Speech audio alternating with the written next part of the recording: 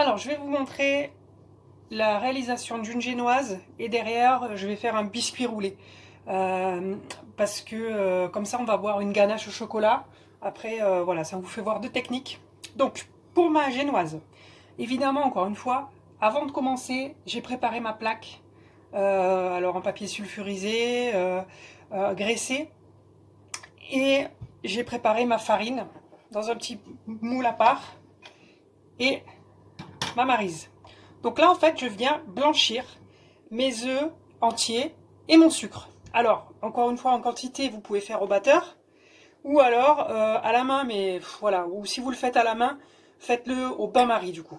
Ça se fait de moins en moins, mais voilà, si vous n'avez pas ce qu'il faut, ça ira un peu plus vite au bain-marie si vous le faites à la main. Allez, c'est parti.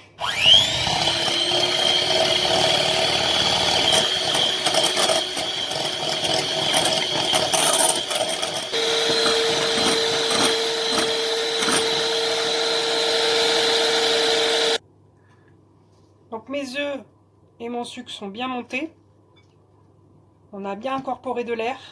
Donc la difficulté de la génoise, c'est là maintenant. Pour la génoise, attention, on ne mélange jamais la farine au fouet. La farine toujours à la maryse. D'accord? Donc on en met un petit peu, on essaye de le faire en 3 fois. Je vous rappelle le geste, je mets ma maryse au milieu et je remonte. Ça permet d'incorporer la farine sans faire retomber l'appareil. Si vous le mélangez au fouet, vous allez avoir à la cuisson une génoise toute fine et hyper dure. Là, on incorpore, on veut rester sur quelque chose de très léger. Alors, on peut la faire au cacao, hein, c'est-à-dire qu'on peut remplacer, mettre une partie farine, une partie cacao en poudre pour faire une génoise au cacao. On pourrait mettre dans nos jaunes, dans nos œufs, on pourrait mettre de la pâte à pistache, ce que vous voulez. Hein. Encore une fois, on n'est pas obligé de la faire nature. Nous, on reste sur du classique. Hop. Donc mon geste, hein, toujours le même.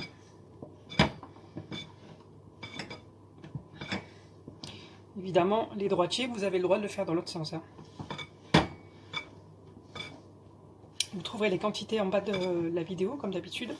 Donc ça, c'est facile de s'entraîner à la maison. Hein. Hop, ma génoise est prête. On va l'envoyer en cuisson. C'est ça que j'ai oublié de vous le dire. Avant de préparer ça, on préchauffe son four. Donc moi, il est en train de chauffer à 200 degrés. Alors pour la cuisson, moi j'ai ce tapis là. Je me suis jamais servi encore, donc honnêtement, je pense que ça va être assez pratique pour avoir quelque chose de régulier. Maintenant, s'il n'y a pas ça, on prend un papier cuisson, on le met en dessous et on fait quelque chose de régulier. La génoise, elle peut se mettre en plaque comme ça, ou alors dans un moule comme ça, pour faire une génoise, pour faire un entremets. C'est-à-dire qu'on la fait cuire là-dedans et après on la coupe pour faire un montage d'entremets, quoi. Donc là, j'ai plus qu'à la verser délicatement.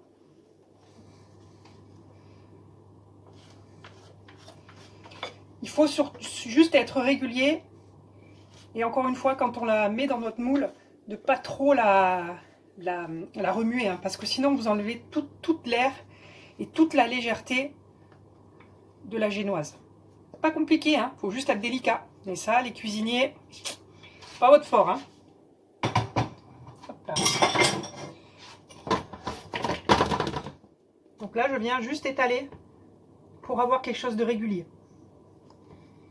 Et ensuite, j'attends pas. Je la mets de suite en cuisson. Alors, pareil, je le vois des fois sur certaines vidéos où certains, en fait, ils prennent la plaque avant de la mettre à cuire et ils tapent. Bah, si tu fais ça, tu enlèves toute l'air, hein, donc ça n'a pas trop d'intérêt. Donc, il n'y a pas besoin. Nous, on veut juste que ce soit régulier pour avoir quelque chose de correct quand on va le rouler. Voilà.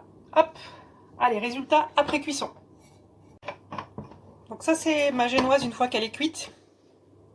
Moi, je vous conseille de ne pas la démouler de suite.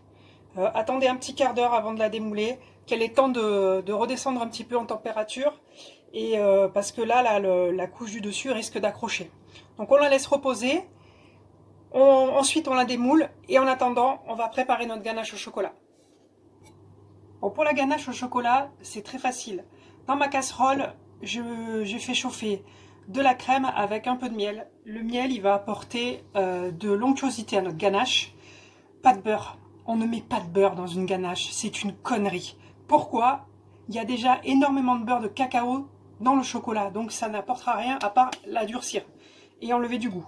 Moi, je vous conseille le chocolat de le faire fondre un petit peu avant. Surtout sur celui-là, moi j'ai choisi un chocolat au lait de chez Valrhona qui est assez bon en goût. Maintenant, vous n'êtes pas obligé d'utiliser ça. Lidl, il est très bien aussi, sauf que ça c'est du chocolat noir. Donc les quantités de chocolat et de crème ne seront pas les mêmes. Dans tous les cas, moi je vous conseille de faire fondre un petit peu votre chocolat avant. Et on va incorporer la crème. Alors la crème, c'est juste, il faut qu'elle soit chaude. Hein. Encore une fois, pas besoin de la faire bouillir 20 ans. Parce que si là, il y a 100 grammes. Si je la fais bouillir, bah, j'ai plus 100 grammes après. Hein. Donc, mon chocolat, il est fondu. Ça, je vais venir le verser en 3 fois. L'idée, donc moi, j'invente rien. Hein, c'est un des grands pâtissiers de chez Valrhona, justement, qui a mis au point plein de recettes, qui s'appelle Frédéric Beau, qui dit, voilà, on incorpore la crème. L'idée, c'est d'avoir une texture comme une mayonnaise. Vous avez vu la texture qu'elle a pris? Hop.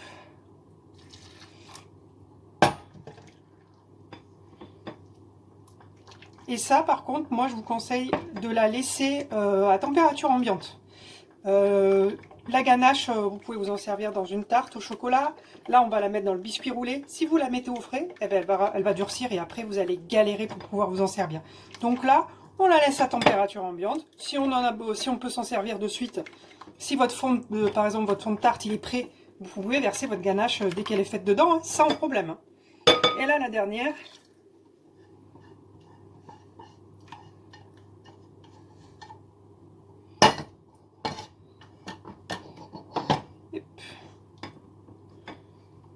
Et voilà.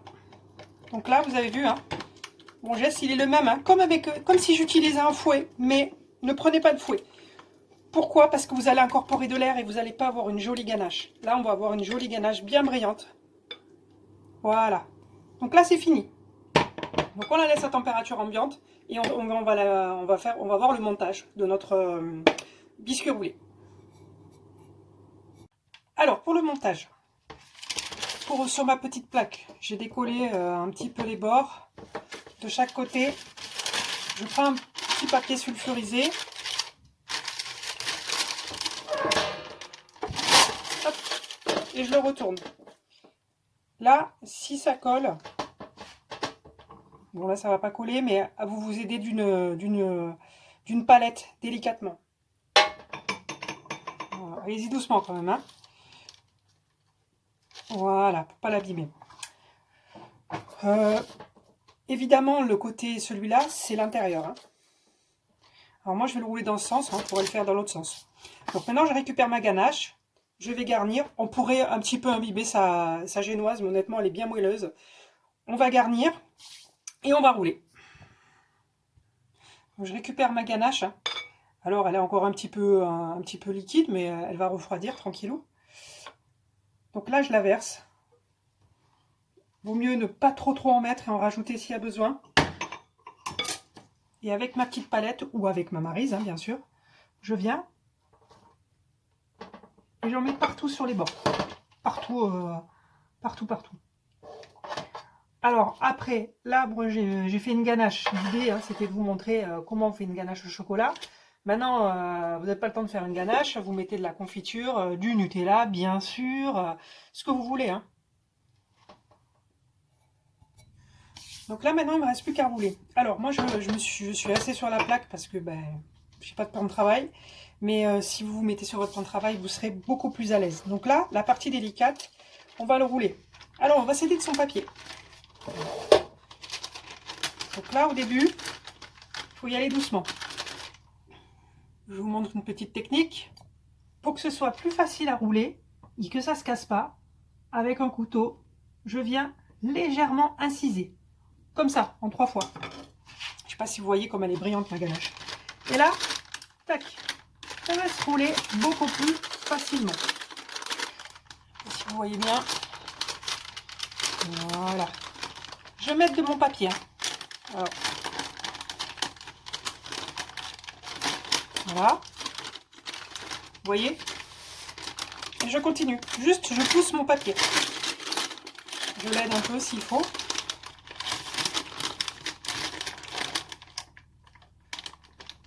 Vous avez vu? Je pousse uniquement mon papier.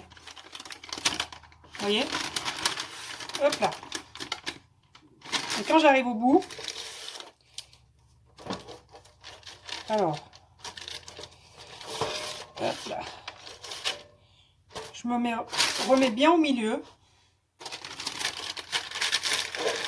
Je serre bien mon film. Et là, je laisse 1 heure au frigo. Allez, je vous montre la découpe après. Bon, voilà le résultat au bout d'une heure de pause. J'ai coupé la première tranche hein, parce que c'est pas le plus joli. Donc évidemment ça peut servir de bûche de Noël, hein, on est d'accord. Là aujourd'hui le but c'était de voir la technique de la génoise. Donc là elle est bien moelleuse et on a la ganache au chocolat. Donc après il me restera plus qu'à couper des tranches. On peut le décorer, on peut ce qu'on appelle le masquer, c'est-à-dire mettre une chantilly, des restes de ganache dessus, ou même juste un peu de sucre glace, on peut faire comme on veut. Là, après on coupe. Et on voit hein, le résultat, voilà, c'est bien roulé, c'est bien régulier. Hein. Donc pensez à faire vos 3 petits traits avant de le couper comme je vous ai montré. Et voilà, à vous d'essayer maintenant.